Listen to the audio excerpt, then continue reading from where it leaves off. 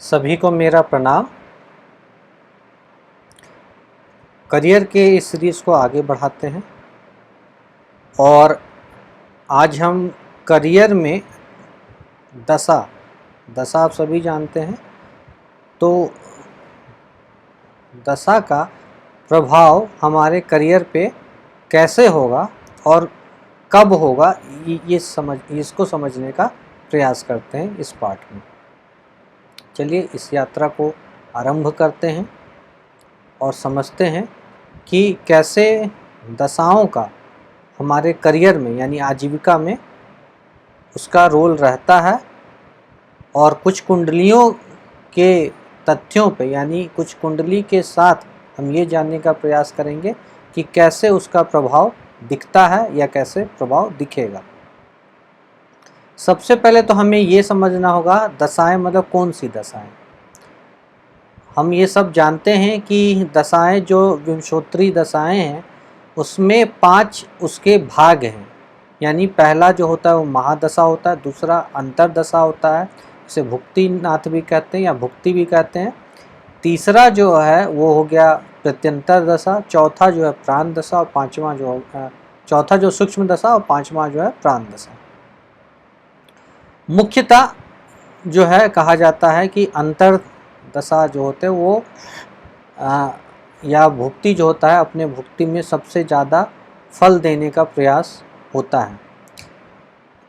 परंतु जब हम करियर को देख रहे हैं तो उसमें मुख्यतः हमें महादशानाथ को या महादशा जो भी गुजर रहा है उसको देखे और तब अंतर दशा को देखे।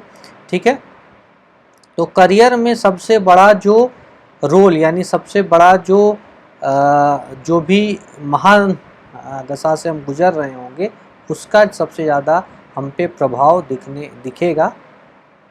जैसे कि मान लीजिए कि ये कुंडली का महादशा और अंतरदशा दिख रहे हैं।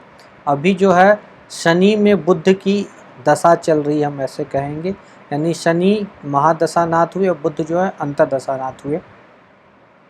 तो सबसे जो प्रभाव आएगा इस कुंडली में वो शनि का प्रभाव इस समय आएगा। यदि जातक का भी करियर फॉर्मेशन का टाइम है तो बहुत ज़्यादा चांस है, यदि षड्बल में भी शनि बलवान है, बलवान ग्रह के बारे में मैं पहले ही पाठ में बता चुका हूँ, तो क्या होगा कि शनि के अनुरूप हमारा कार्य होने का जो चांसेस हैं, जो प्रोबेबिलिटी है वो बहुत ज़्यादा होगा और हम शनि के अनुरूप ही कार्य करेंगे।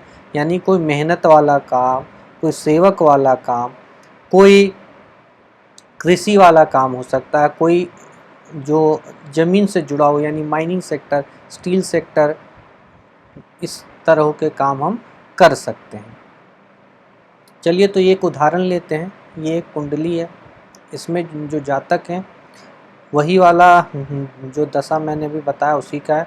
शनि का महादशा चल रहा है, तो इसके कारण क्या हो रहा है कि शनि के अनुरूप इसमें कार्य इनका हुआ। अब देखिए जी, इसमें कर्म निर्धारक ग्रह और उस पर प्रभाव जो है 10th हाउस पे वो अलग अलग हो सकता है, लेकिन जो है मैं अभी सिर्फ दशा को समझे इस पाठ में कि दशा के अनुरूप भी आपके कार्य निर्धारण हो सकते हैं।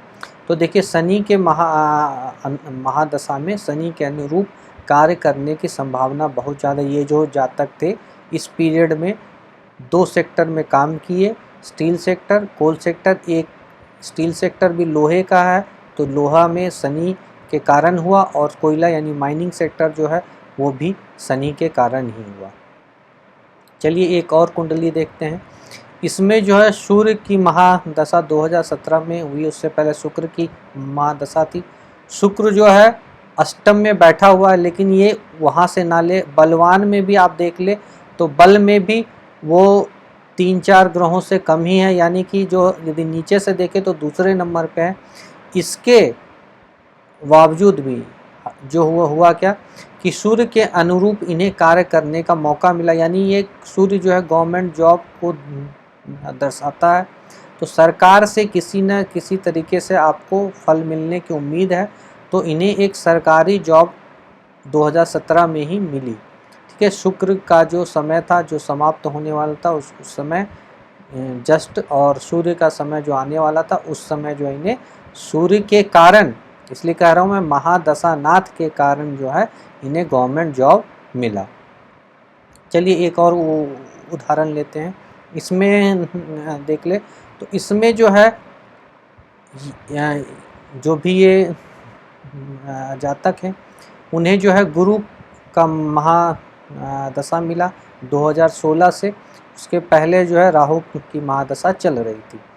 तो इसमें क्या हुआ, इनकी जो जॉब राहु के अंत में लगी है, गुरु जब शुरुआत हो चुका था, यानी गुरु में जब अंतरदशा थी तभी इनका जॉब लगा।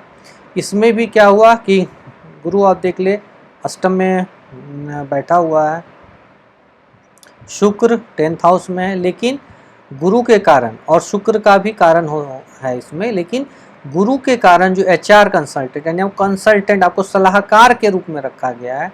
क्यों कि गुरु जो है सलाह जो है दे सकते हैं, गुरु के कारकत्वों में है सलाह देना, ज्ञान बांटना, सेवा भावना। तो आप देख ली इन तीनों कुंडली में आपने देखा कि महादशा जो भी आपका आने वाला है या जो भी आपका चल रहा है उससे कहीं ना कहीं आपका कार्य प्रभावित होगा।